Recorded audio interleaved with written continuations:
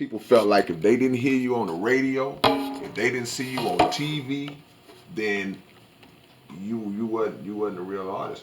But that was a radio station and a radio show called Kids Jam. It used to come on 90.9 KTSU back in the day.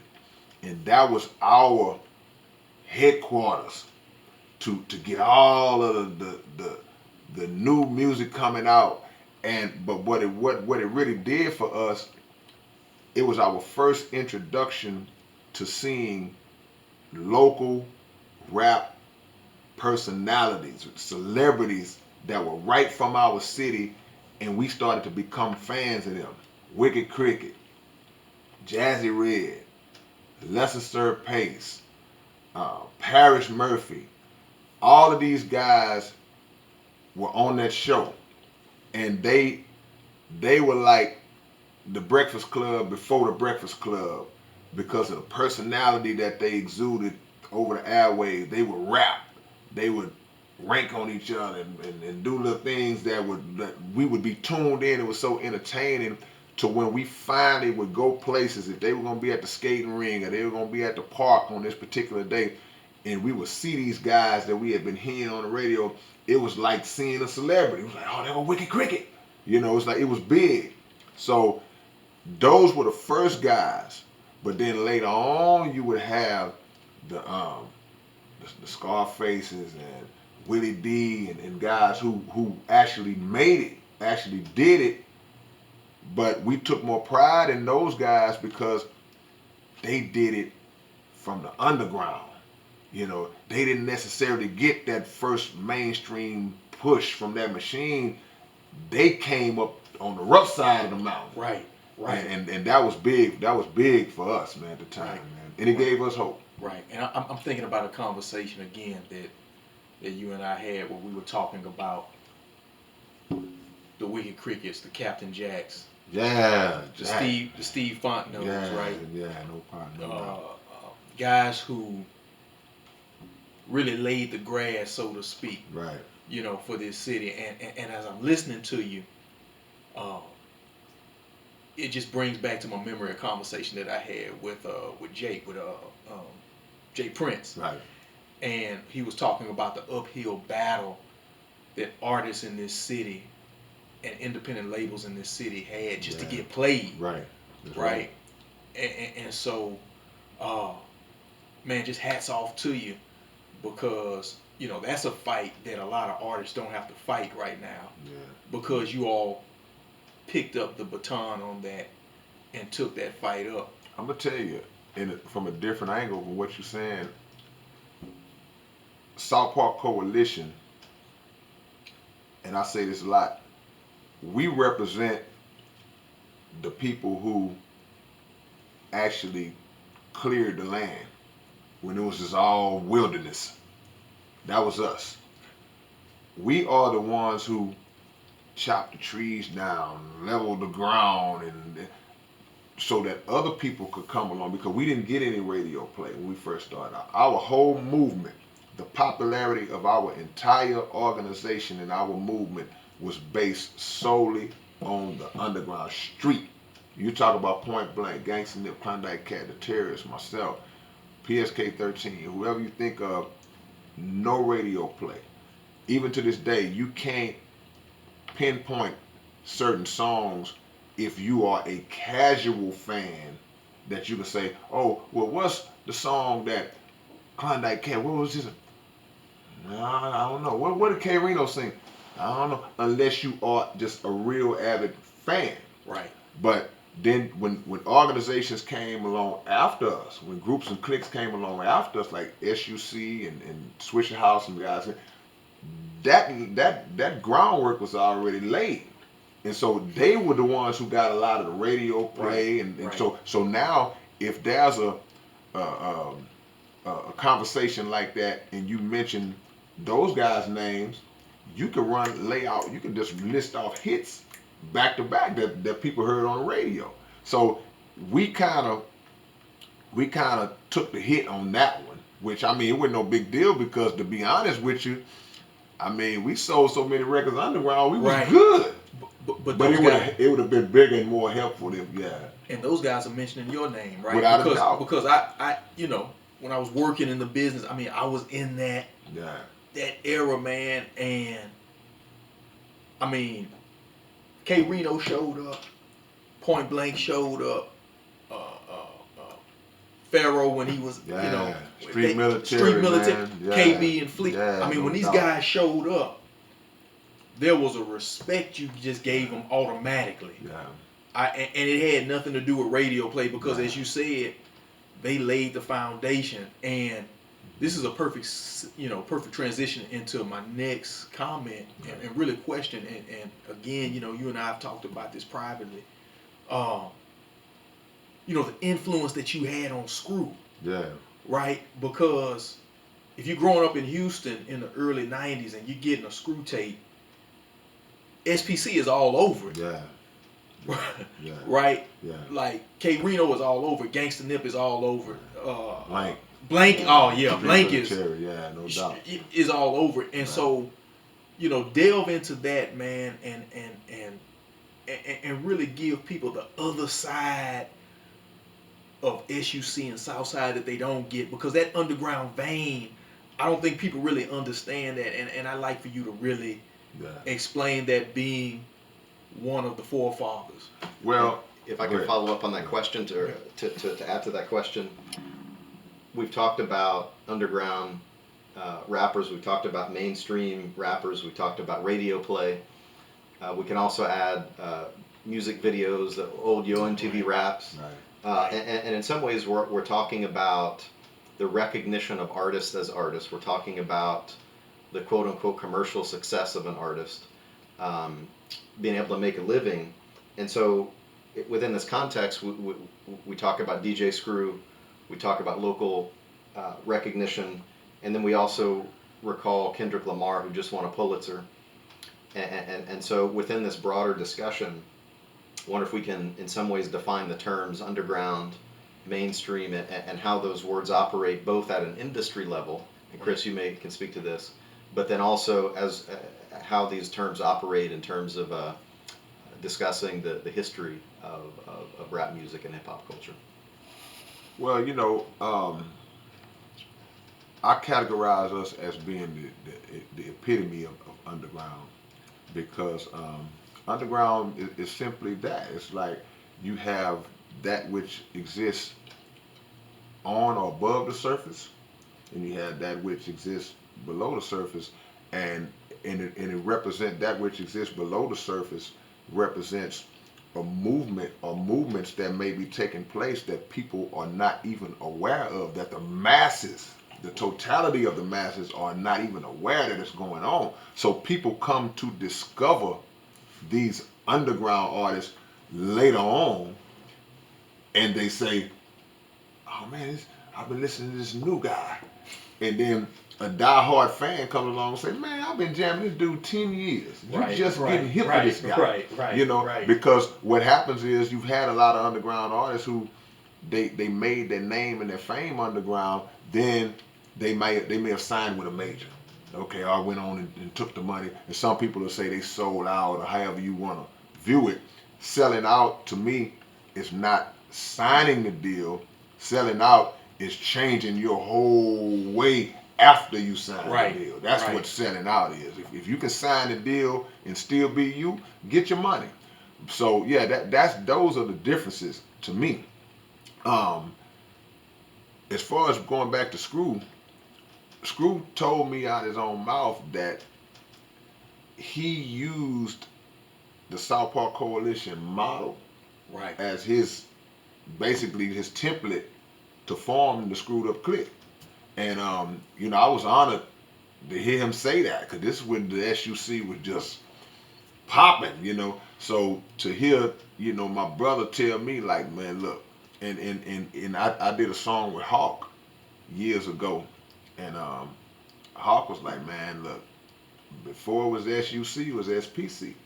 And this is not to like be bragging or boasting, it's just to give a historical context for those who may not know, because the truth of the matter is that the South Park Coalition gets it's failed to be mentioned a lot of times in those historical conversations. Right. Right. As it relates to when I guess you would say mainstream entities come into the city and want to have that conversation. When documentaries are made, when certain books, not all books, but certain books are written, um, we don't get mentioned a lot. And I used to really get mad.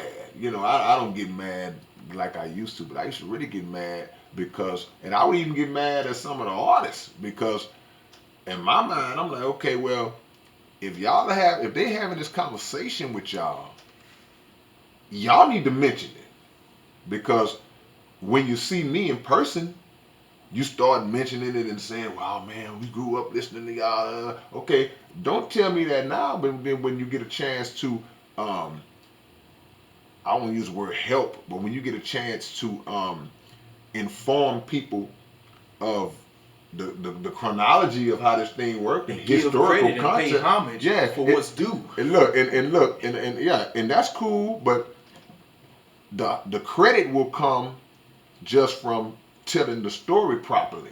Right. Because somebody will say, Right. well, man, if somebody doesn't know, if they ignorant to the history and they just say, well, man, you had this guy, this guy, this guy. Somebody who knows the history will stop and say, well, hold on, let me correct you on this. Before this guy, that was these dudes over here. Y'all never heard these guys. And I think that's something that needs to be more taken more seriously when it comes to laying out the history because history is important to me. Our places in history is important. It doesn't matter if you say, okay, well, this guy sold more records. These guys, they was on MTV 5. I don't care about none of that. But when that story start getting told, when it's time to tell that story, man, look, I hear songs that have come out and they running down the history. They talking about all the groups and the rappers that came, and I just sit and listen like, you didn't even mention us in that song. Right. So your song is not even valid anymore. It's not even your song don't even count if you're doing a history of Houston song and you don't mention us because we other than Rap A Lot was the first. After Rap A Lot, it was the South Park Coalition. Right. No period. Doubt. No doubt. Point blank. No doubt. And which includes Street Military in that same mix. So anything if you jump from Rap A Lot to anything else, if you don't go Rap A Lot SPC, your story is invalid. Period.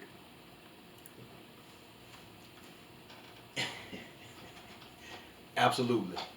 Absolutely. And I'm glad that you're here to set the record straight on that because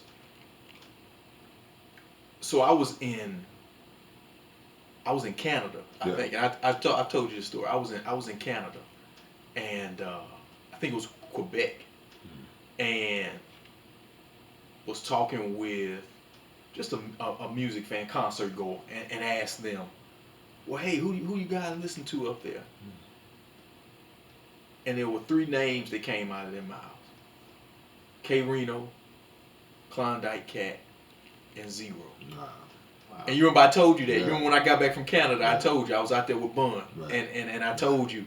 And that was so a lot of people may or may not know this. So Reno tours internationally all the time, right? So I kind of expected that in Europe, right? Right. I didn't expect that in Quebec, Right. Canada, where it's French-speaking people, and And I've never been there. Right, and you've never been there, right? And so when I got back, I told, remember I called you, Yeah. and I said, bro, you'll never believe this, man. they like jamming you in Quebec, Canada, and I referenced that story because the reach of the underground, right? I mean, that didn't happen overnight, right? And I think more than anything, it speaks to the consistency in the body of work, right? Because they weren't talking about old albums, right? They were talking about current albums, right? I I'd really like for you to talk a little bit more about legacy Yeah. at this point and where you at in terms of how you want your legacy, how are you shaping your legacy now? Right. Or is that something that's even on your radar? I mean, you're an elder statesman in terms of hip hop, but you're still a young man, right? Because you Yeah. started so young. So, Right. Well, legacy wise, if a man or a woman is not concerned about their legacy, then they wasting time living. Period. Because that's how you establish everlasting life for yourself. right, Is through your accomplishments while you're here. So you have individuals who lived to be 95, 96, 100 years old, and we have no knowledge of them. But you also have individuals who didn't see 40, and they talk about them every day. From whether it be Martin Luther King, whether it be Jesus himself. You have these individuals who laid such a foundation while they were here that the work they did far outlives their physical.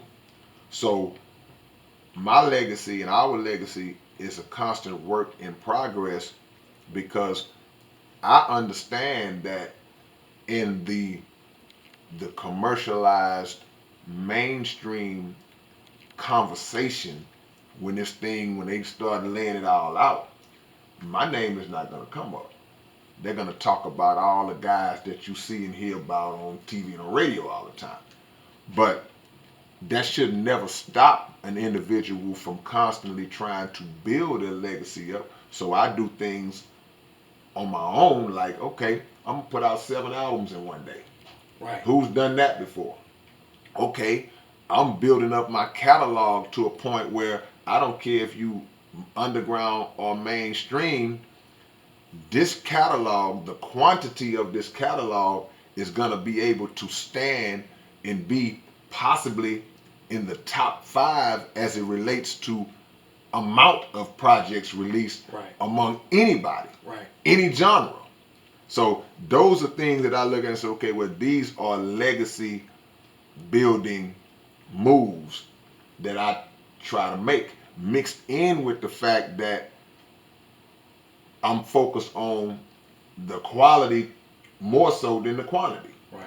Because, a lot of people can release a lot of stuff, but is it going to be on a level that has the respectability necessary to be taken seriously? Like, okay, well, yeah, the dude got 50 albums, but it's garbage. He just saying anything. He just building up quantity. We getting blowed out. We getting blowed out by 40 points, and I'm still scoring buckets when it don't count. No, I'm talking about some top quality material to mix in with the amount of projects you're putting out. So yeah, my legacy is something that I work on. Just to be sitting here with y'all, to me, is a part of that legacy, because I'm sitting with individuals who have an appreciation for hip hop, have appreciation for the connection with the creator, and have appreciation for me personally, that will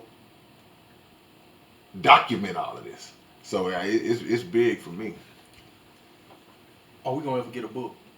It's coming, man. It's coming. It's slowly coming into play. My biggest problem was just trying to think of what I wanted it to be about. So I've been coming up with a few things. I said in January I was going to do it before the year's over with, but I don't know how that's looking now. But yeah. At some point I'll write a book. I just got to figure out, what kind of book I want to do. Big bro, I'm gonna stay on you about the book because I Please do. I mean, you have so much and you've contributed so much. And see, that's why I want to make To the sure culture, I talk man. about the right thing, man. I don't want to just do a book about it. I want it to be something that's gonna really make a difference, but I'm not gonna do like a tell-all type controversial stuff, man. I could get rich if I just went through the history, and I can get rich like that. But I mean, there's some integrity got to be Right. factored in at some Always. point. Yeah, yeah, Always. straight up, straight up. So to follow up on Chris's question about legacy, of all the albums you've made over the years, all the albums you've made thus far, do you have a favorite album in terms of its lyrical content, the aesthetics of the album cover, or the creative execution? And within that, I'd like you to talk a little bit about the process of the Big Seven, like how that idea came to be, and the number of songs you ended up with, and then one of the things we haven't talked about yet today is your recent funk album, Funk Out of the Bag, and then your latest project, Mightier Than the Sword, which just came out a couple months ago. Yeah. On the cool, my favorite album I ever did was probably Annihilation of the Evil Machine. That's a double album I did in 2010, and at that time I was listening to Songs in the Key of Life by Stevie Wonder. I was jamming that heavy around that time, and that was a double album. That's one of the greatest albums ever made. Period. And I was like, man, I did everything, but I never did a double CD before. So I was like, I gotta do that. All that's legacy. All that's tied into that.